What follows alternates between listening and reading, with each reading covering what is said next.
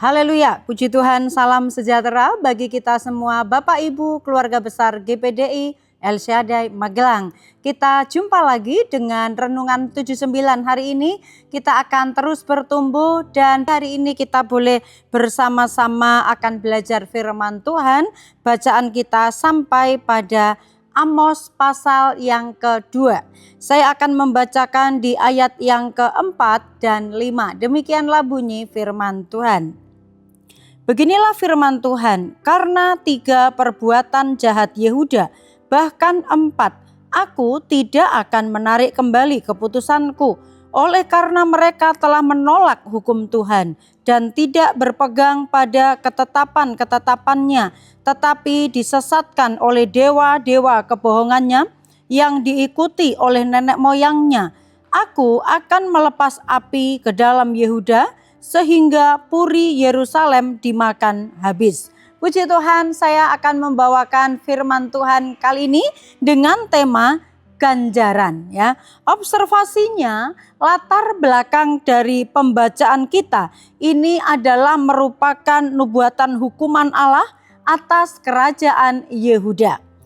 Mari kita sama-sama menginterpretasi pokok pembahasan kita. Ganjaran adalah merupakan buah atau upah dari perbuatan seseorang ketika dia melakukan sesuatu.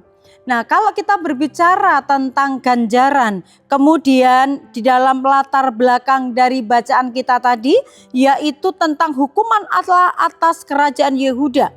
Allah itu adalah Allah yang adil. Semua perbuatan manusia itu ada dilihat dan diperhatikan oleh Allah. Allah yang adil itu juga tidak memandang bulu. Ketika dia melihat seseorang itu melakukan hal yang baik, maka ganjarannya pasti adalah yang baik juga. Nah, yang dikatakan Allah adalah adil, tidak memandang bulu dalam pembacaan kita kali ini adalah semua bangsa-bangsa yang tidak menghormati Allah pasti akan mendapatkan ganjarannya. Allah adalah Allah yang maha tinggi, pencipta alam semesta.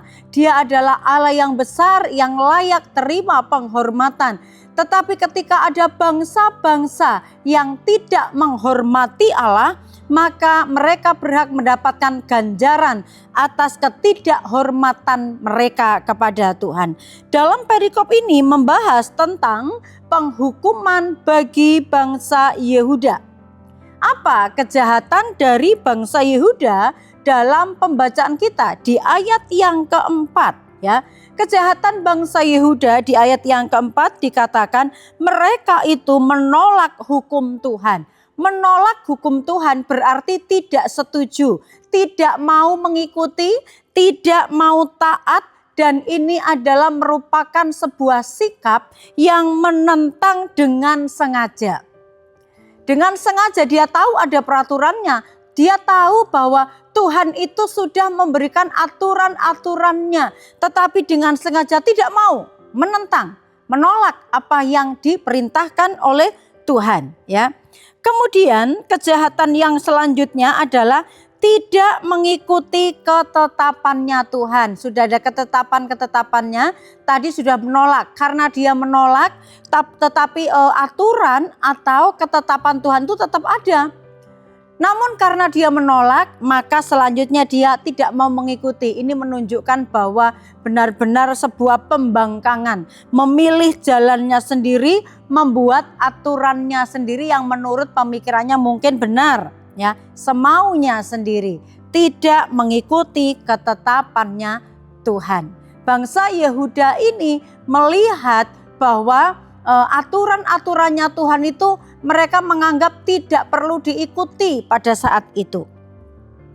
Lalu juga kejahatan mereka mau disesatkan oleh dewa-dewa kebohongan ya, menduakan Tuhan dengan dewa-dewa, mengtuhankan yang tidak seharusnya menjadi Tuhan atas hidup mereka. Hal-hal ini tentu menjadi sebuah kejahatan yang sangat menyakiti hati Tuhan. Hal-hal ini mengecewakan hati Tuhan. Karena apa? Bahwa orang-orang Yehuda ini sebenarnya berhak mendapatkan kasih karunia-Nya Tuhan, tetapi karena mereka melakukan kejahatan ini sehingga menyakiti hati Tuhan, maka apa yang mereka lakukan, mereka pantas mendapatkan ganjarannya. Ya. Sakit hati Tuhan itu membuat Tuhan mengambil sebuah keputusan. Di ayat yang keempat B, aku tidak akan menarik kembali keputusanku.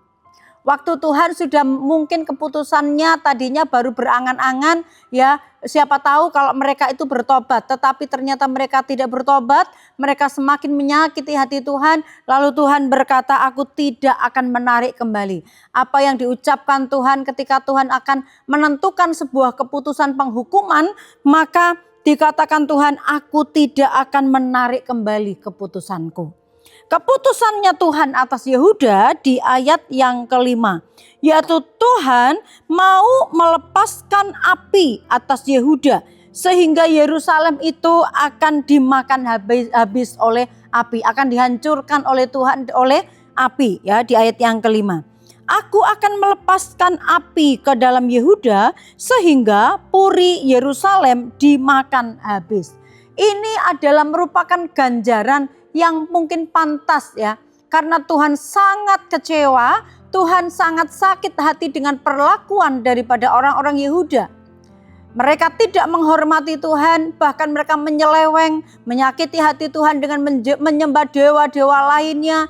Ya, mereka mengtuhankan dewa-dewa. Mereka tidak mau mengikuti ketetapan-ketetapannya Tuhan. Upah atas dosa adalah merupakan sebuah penghukuman. Ganjaran atas Yehuda mengalami kehancuran di bumi hanguskan oleh Tuhan. Ini adalah merupakan hukuman daripada Tuhan karena mereka menyakiti hati Tuhan. Mereka tidak menghormati Tuhan. Apa yang dilakukan oleh bangsa Yehuda ini menjadi pelajaran penting bagi kita, bahwa setiap perbuatan kita pasti akan menanggung ganjarannya, pasti akan menanggung akibatnya, karena Tuhan itu adalah Allah yang adil, dikatakan firman Tuhan. Setiap perbuatan akan menerima ganjarannya, entah itu perbuatan yang baik, entah itu perbuatan yang jahat. Orang-orang Yehuda karena melakukan perbuatan yang jahat, maka ganjarannya terima penghukuman dari Tuhan. Roma 2 ayat 6, ia akan membalas setiap orang menurut perbuatannya. 2 Korintus 5 ayat 10, sebab kita semua harus menghadap tahta pengadilan Kristus, supaya setiap orang memperoleh apa yang patut diterimanya sesuai dengan yang dilakukannya dalam hidupnya ini, baik ataupun jahat. Bapak Ibu yang dikasihi oleh Tuhan, kesempatan kita hidup di atas muka bumi ini, semuanya nanti ketika kita menghadap Tuhan, menghadap tahta pengadilannya Tuhan, apapun yang kita lakukan di atas muka bumi ini diperhitungkan oleh Tuhan. Entah itu baik, entah itu jahat. Itu sebabnya aplikasinya bagi kita, jangan bermain-main dengan Tuhan. Kemudian juga jangan bermain-main dengan hidup ini. Kalau kita tahu semua yang kita lakukan itu diperhatikan, itu diperhitungkan oleh Tuhan, jangan bermain-main dengan Tuhan, lalu jangan main-main dengan hidupmu. Hiduplah dengan sungguh-sungguh, hidup takut dan gentar kepada Tuhan, hidup tunduk dan menghormati Tuhan.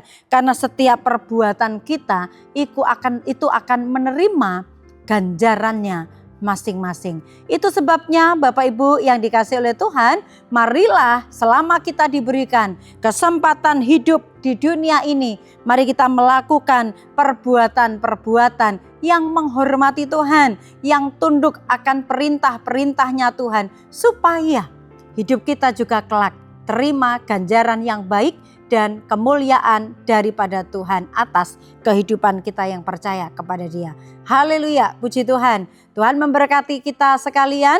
Terima kasih buat kesetiaan Bapak Ibu senantiasa mendengar Renungan 79 setiap harinya.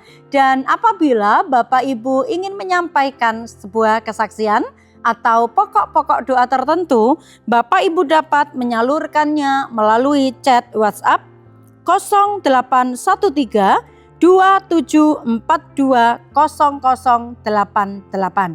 Mari kita bertumbuh bersama, saling mendukung, saling menguatkan, semakin tangguh di dalam Tuhan. Tuhan Yesus memberkati, mari kita akan tutup dalam doa. Terima kasih Bapa yang baik, kami bersyukur sebab Engkau kembali mengingatkan kepada kami bahwa hidup ini bukanlah menuruti kehendak diri kami sendiri, tetapi Tuhan mau kami mengikuti kehendak Tuhan, mengikuti ketetapan-ketetapannya Tuhan, perintah-perintahnya Tuhan, karena Engkau adalah Allah yang adil, Allah yang sanggup mengerjakan segala sesuatu menurut perbuatan yang kami lakukan. Berkati umat-umat-Mu, keluarga GPDI LCD Magelang, supaya kami mengikuti perintah-perintahnya Tuhan. Kami umat-umat-Mu hendak menyanyikan kasih setia dan hukum. Kami hendak bermazmur bagi-Mu ya Tuhan. Kami hendak hidup dalam ketulusan hati. Terima kasih. Kami mengucap syukur, menerima firman-Mu dengan sukacita dalam nama Yesus. Haleluya. Amin.